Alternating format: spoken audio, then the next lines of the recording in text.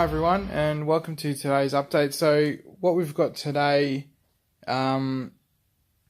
we've actually sprayed the buildings, which I'm glad we had a can of grey lying around because it's a really nice grey, sort of a sprue grey colour, but it's a little bit glossy, which we can obviously dull down once we get all those washes sort of on there.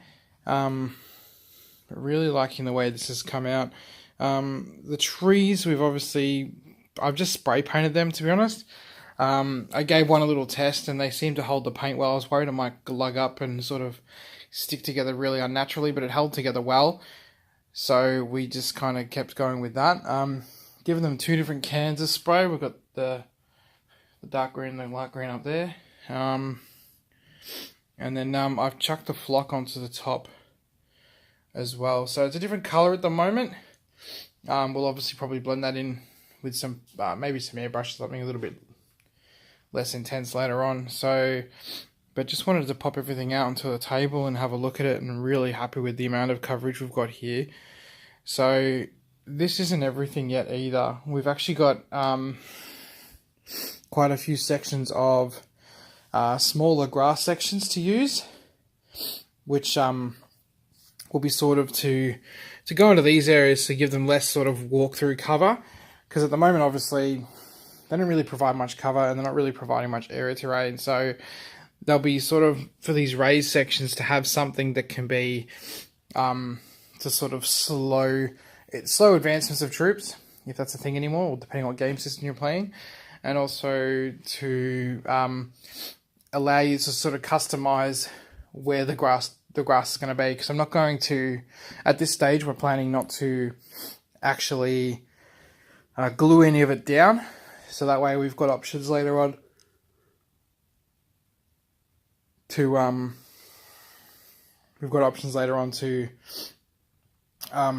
let the customer move it to where they want.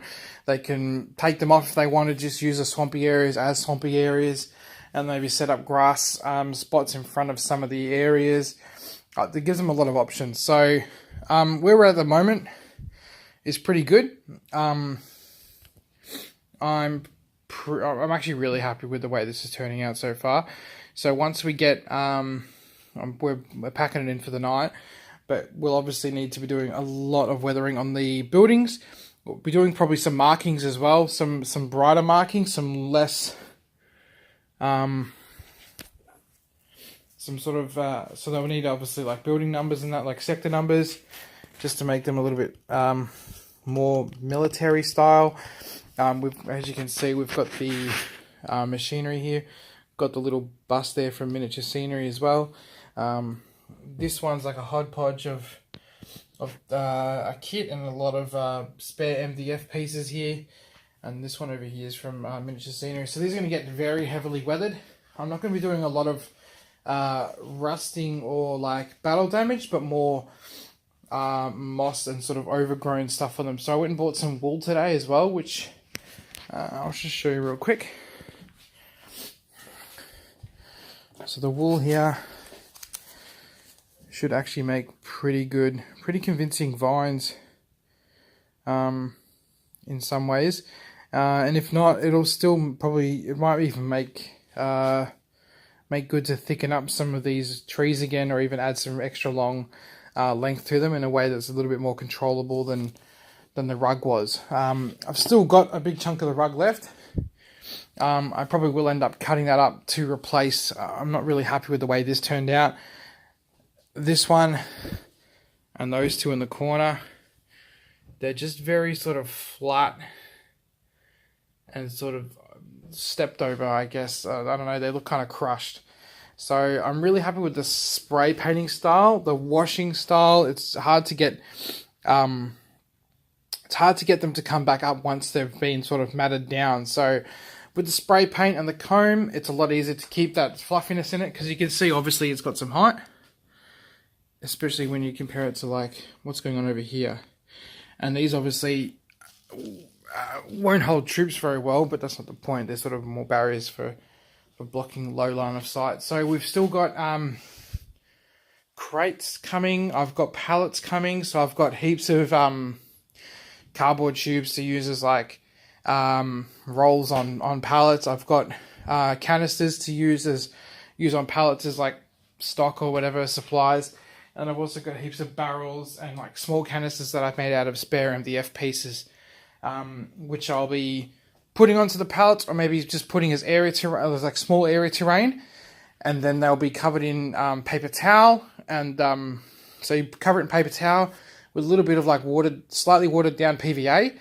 And number one, it'll hold it together. Number two, it actually doesn't show the details, or lack thereof. So the barrels are just MDF circles stuck on top of each other. And so once you put a couple of them together, say like this, you put a paper towel over the top, no one's going to know that's just MDF stacks. So I've made a few of them in a couple of different varieties, and that's what they'll be for. There's also some spools here, and the grass tufts as well. So the leftover of the rug over here, I'll probably be carving that down in the next couple of days, and just using the whole lot of it up to just fill this board with as much grass as possible. Now that I know that I can take the underlayer off as well, this used to be 2 layers thick. Yeah, now that I know that I can take that off and get a lot more mobility out of the base and make it a lot more flatter, that obviously helps as well. So I'll be trying to use that whole piece of rug up to the best of my abilities. So where was I?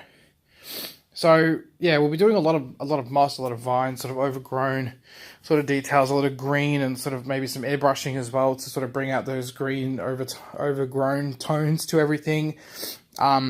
Want to be matching the color scheme all the way through, so all these swampy bits now don't really match the building bases and these thinner ones at the moment, but we'll obviously be matching that as we go ahead with everything, and it all starts coming together a bit better. What else would there be?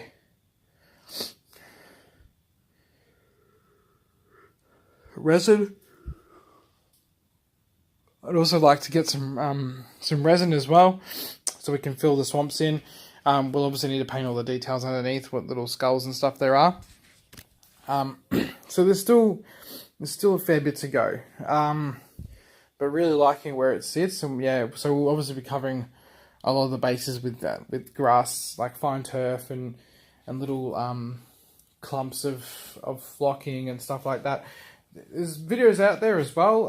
Luke's APS, I'm pretty sure does one, and I wouldn't be surprised if the Terrain Tutor also does one on making your own flock. I just prefer my time over that, so I prefer to buy the stuff rather than try and make it myself, because it saves me time during the building of these boards and stuff. So that's the route I go down. But for people who do have a little bit of spare time, perhaps willing to save the money, go for it. It's not a very complicated process from what I remember, but yeah, all the worth it. So that was a bit of a rant, less of an update. A bit of both, I guess. But anyway, that's where we're standing at the moment. So really, really happy with this. Really happy with the way it's going out.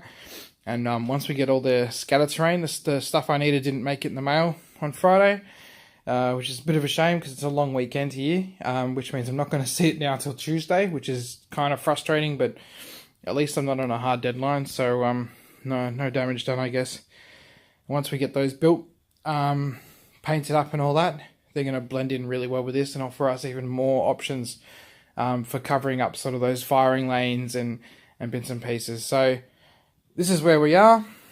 Hoping to see a lot more work done in the next couple of days, and especially in this whole week.